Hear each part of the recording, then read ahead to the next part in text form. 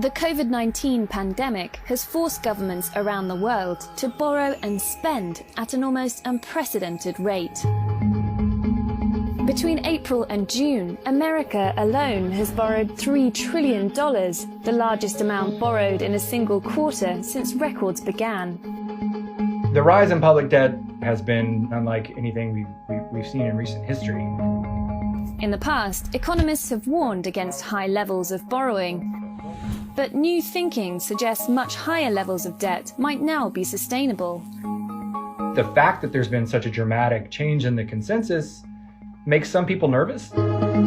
How much of a cause for concern should the world's rising public debt be?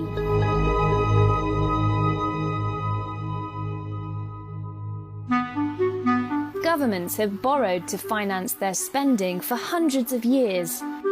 At the end of the Napoleonic Wars in 1815, Britain's debt was 164% of GDP.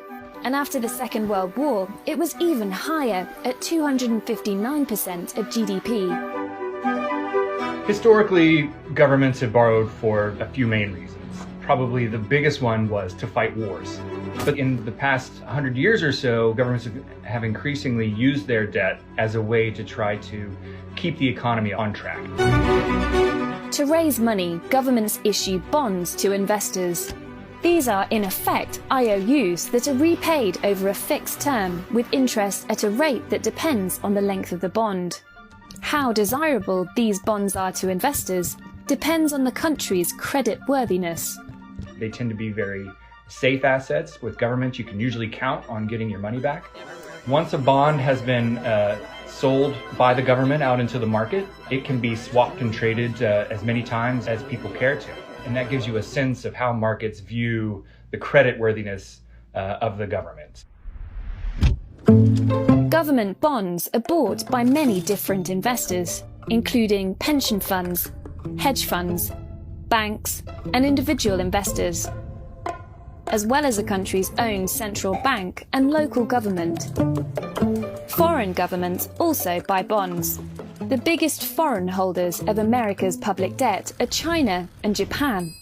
If you have a safe asset that everyone will accept, like US government bonds, you can sell those bonds in a crisis, get dollars, and then use that to make sure you don't get into trouble. So there's quite a lot of potential buyers out there for government bonds, and really they could end up all over the world.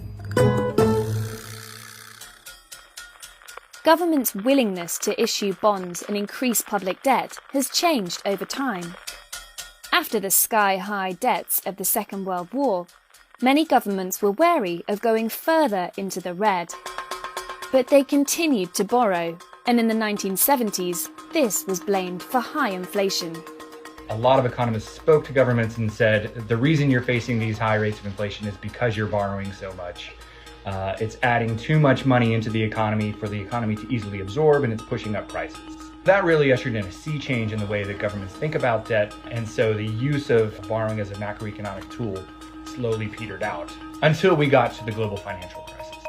Now it's official, we are in a recession. Major financial institutions have teetered on the edge of collapse, and some have failed.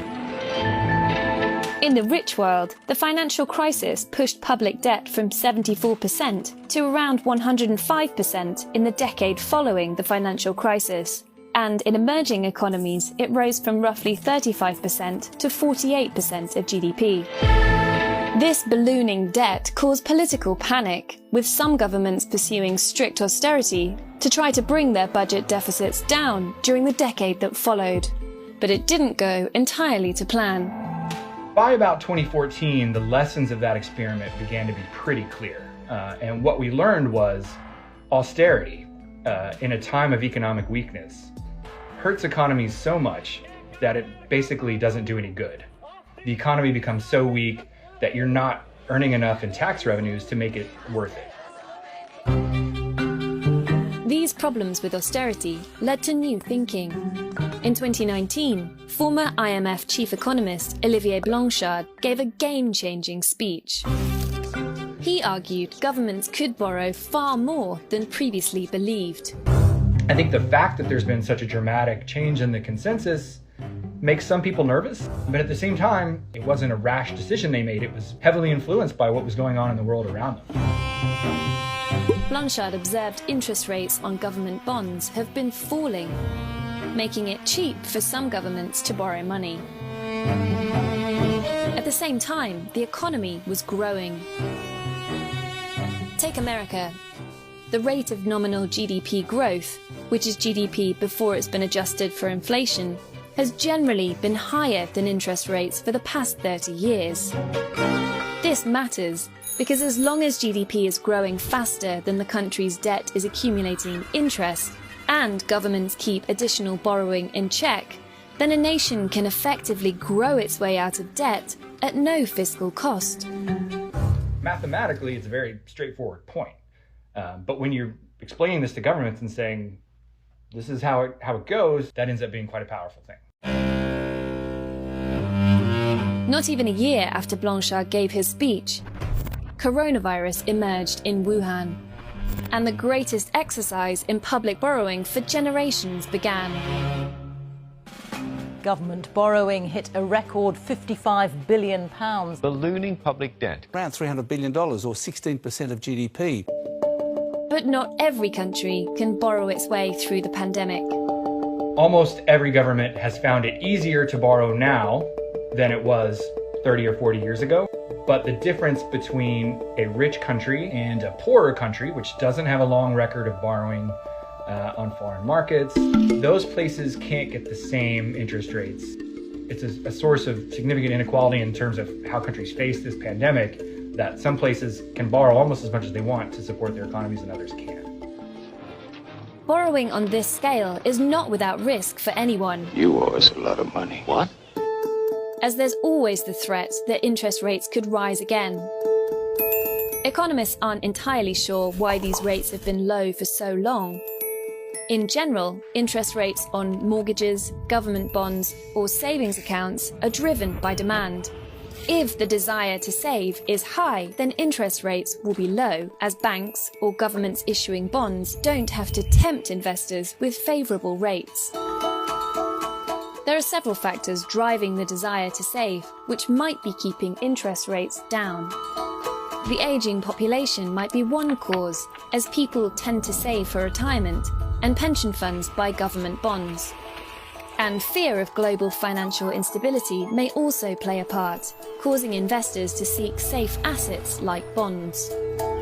We can't be completely sure why exactly it's happened, and that matters because if you can't be certain why it happened in the first place, you can't say for sure that it's not going to reverse itself at some point in the future, which would be a big deal. You know, if interest rates suddenly soared, then all the countries that had accumulated a lot of debt would suddenly be in very big trouble.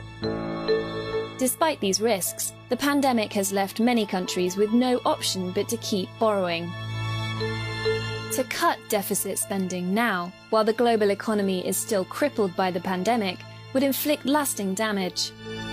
But how much and how long countries can continue to borrow is unclear. And the colossal debt built up in the past 6 months will be one of the greatest legacies of the pandemic.